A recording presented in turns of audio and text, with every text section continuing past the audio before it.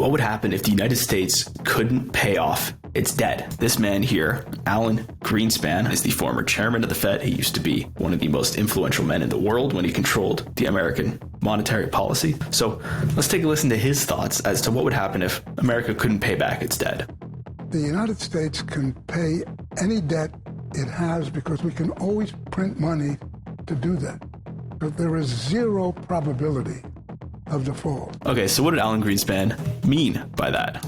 We can always print the money to pay off our debt? What? That sounds insane. Well, here's what would go down. In the actual case of America defaulting on its debt, what that means is that they wouldn't have the money to pay back all of the bonds that they sold to investors. Right now, if you're an individual investor or an institution at home and abroad, you can buy government bonds, which means that the government will give you back the money you give them plus interest on top. And that's backed by the good faith and credit of the US government. Now, if there is a default where the American debt grows too high that they can't pay back their bonds, which is possible, right? We can see the national debt of the United States reaching almost 36 trillion.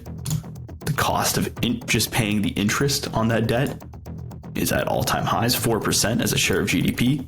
Or, well, it will be 4% as a share of GDP. So there's a real possibility that they could default in the future. Alan Greenspan gave us the playbook.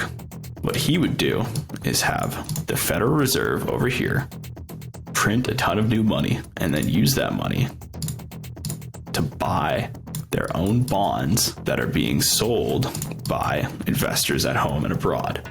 That's the game plan. If America ever can't pay back its debt, they will print the money to pay off their own debt.